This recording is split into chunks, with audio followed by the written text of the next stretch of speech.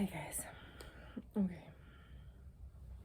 I'm going to share with you something that has been super important as a parent to realize that we've realized, and that could be something that other parents out there are realizing, or might not know is going on. But this is a crazy real struggle right now in our society. The problem of progressive Christianity. The name for it didn't come around until just a few years ago. And I've been a parent for more than just a few years. So I'm going to tell you kind of our journey with being Christian parents, Christian adults, and trying to raise our children correctly in that way, and not really having any guidance, and how that has impacted our lives and our children's lives. So I'm just going to jump right into it. Per usual, I wrote it out so I can just basically tell you the story as I go. So there's a Bible verse that I have known basically my whole life, and I have always attempted to use this to guide myself as a parent, as a woman of faith, someone who believes God, believes the Bible's true. Train up a child in the way he should go, and when he is old, he will not turn from it. The problem of progressive Christianity in parenting. My children are now young adults, and I didn't know what I didn't know. And I did my best by my children, as far as I knew. Children's church is supposed to teach your kids the basics of the Bible. Or so that was my experience growing up in a Quaker-based evangelical Friends church. And my church felt like family. We were tight. We learned the Bible stories. We learned the history of the Old Testament. We learned why Jesus came, who he was, what kind of person he was. So when my husband and I started a family and moved into our home with our little kids, and found the closest church to our location that was welcoming and had a large kids program, we were like, okay, cool. We got involved. We became members. We didn't know what we didn't know. Our kids grew up there. We were there for a long time, probably like 10 years. All of our children made decisions for Christ and were baptized there. We were so excited for them. Who wouldn't be? We didn't know what we didn't know. We were a young couple. We lost our home during the housing crash of 2008.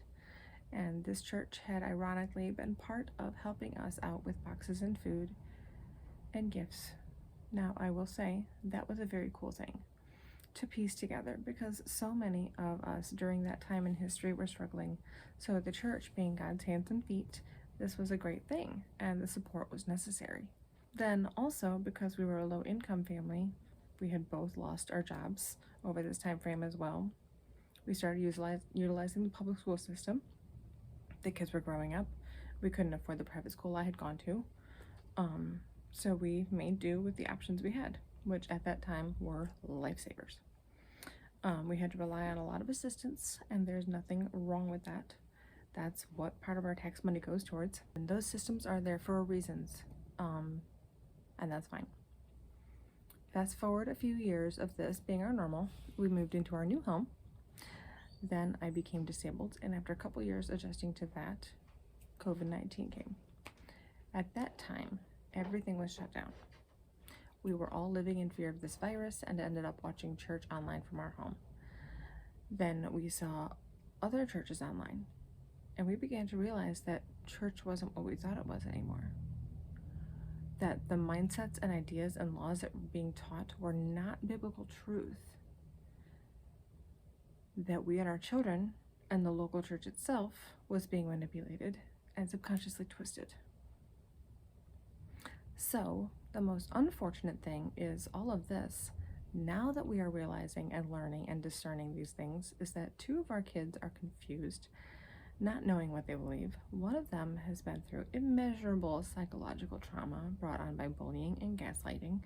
One of our children doesn't believe in God at all and is tired of hearing about it. She believes in science and the Big Bang Theory. Our oldest feels detached, but at least has this knowledge that there's something out there, and I'm hoping and praying that she finds her way to God. Our youngest is now homeschooled and is doing so much better. Thank you, God, for a free, faith-based school system that I can oversee myself.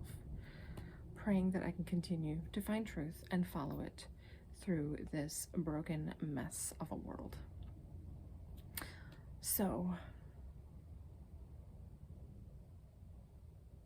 this last week when we were in church, my oldest daughter, she works a few days a week, and when she has a Sunday morning that she can come to church with us, she does. We're like, all right, come on, time to go to church. And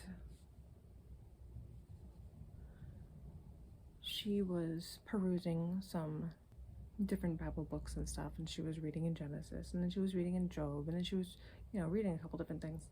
And she poked me, and she's like, Mom, did you know about this? Why wasn't I taught this? And it was the story of Cain and Abel. Genesis. How does my young adult child get to her point in life and growing up in church not know the story of Cain and Abel? There's a problem. So I have taken it upon myself to have all my girls powwow together, and we're going through this illustrated family Bible stories. It's really cool.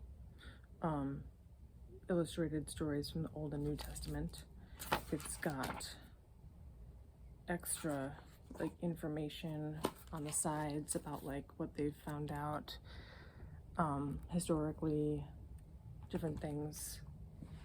And in between each section, there's maps and other information about that time in history. And there's scientific, a plastered skull found in Jericho. So this is really, really cool. I actually got this. It's a little beat up, but I got it on eBay for a couple bucks. And then I also got this book. Ken Ham is the guy who is in charge of or founded or something the Creation Museum and the Ark Encounter. And he is one of the authors of this book, the Answers book. Answers to 12 Most Asked Questions on Genesis and Creation versus Evolution. So, I am reschooling my kids on Bible stories because all 3 of them, being mid to older teenagers, grown up in church and never being told the basics, ain't flying in this house.